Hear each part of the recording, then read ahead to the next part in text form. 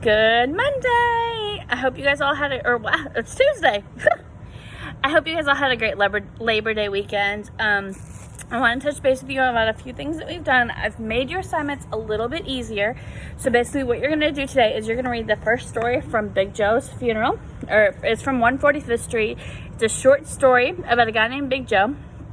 He cancels his life insurance policy and decides to have a funeral. But the problem is that Peaches, his soon-to-be stepdaughter, does not want him to have this funeral. And she tries everything she can to get it to stop. So if you are reading the chapter, if you have any questions, feel free to let me know. I have listed the audiobook. I may try to do a video myself of myself reading it, just because the audiobook on YouTube is not good. Your job today is going to be to read that story and write a summary. The summary is going to be objective. So what I would do, and my suggestion that I'm doing with all my kids, is we first are identifying our W's. So who, what, where, when, why, and how. So the H is an add-on. And then the next thing we're going to do is you're going to make sure you include the author. So in the book 145th Street, or you can say the story Big Joe's funeral, it's about blank, blank, blank. You want to make sure that you label at least three major events. So your summary does not have to be super long, but the important thing is that it needs to have no opinion, no bias. When you look through my slides, if you choose to look through my slides, which are available to all of you, I've gone over what an objective summary is. An objective summary has only facts and information. And then if you want to go find it, the first thing you need to do is read the story, the entire story. So read it and just enjoy it. You can take notes if you want while you read it. The second thing is to reread for understanding. This is a story about a guy who's having a funeral for himself while he's still alive. It's a little crazy. Sometimes you might have to reread. In addition, the language is that of somebody who is from Harlem. If you don't know what Harlem is, it's a rough part of New York at this time, and it's an African-American author. So if you are a white person like me, there may be words that you don't understand, okay? Just being 100% transparent with you there. Then you'll start writing your summary and make sure to include the author and the text name. The author is Walter Dean Myers. So if you need that, Walter Dean Myers right there. And the book is 145th Street. You could also just call it by the title, Big Joe's Funeral, as a chapter. You want to include as many of the W's and H's as you can. And make sure to, when you're done, to revise your summary, read it to yourself. That's my biggest suggestion. Read it to yourself. Did you forget something? Did you not? Summaries do not have to be long, but they have to include the important information.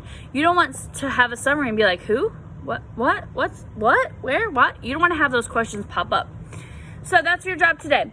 Tomorrow, you will come in, you will log in, and we will be doing a test.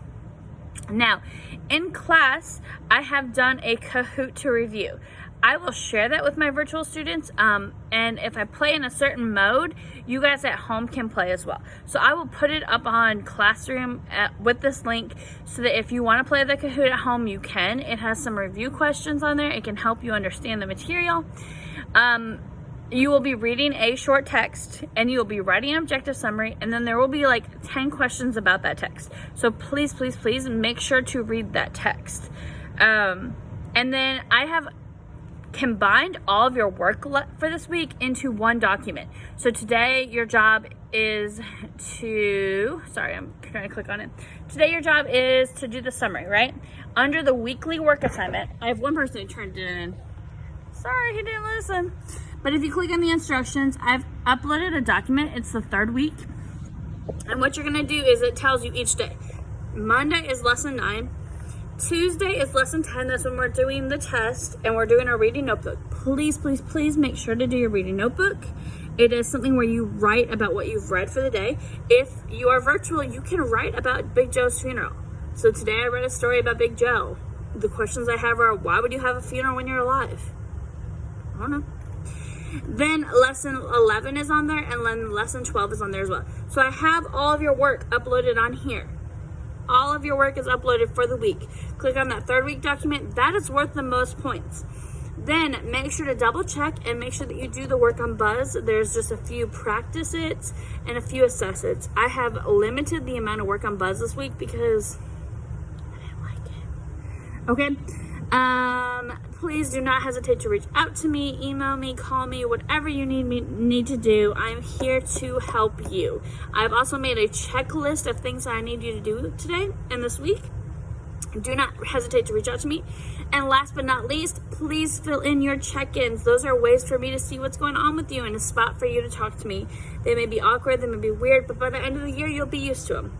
I hope you guys have a great Tuesday, and I hope you enjoy your week.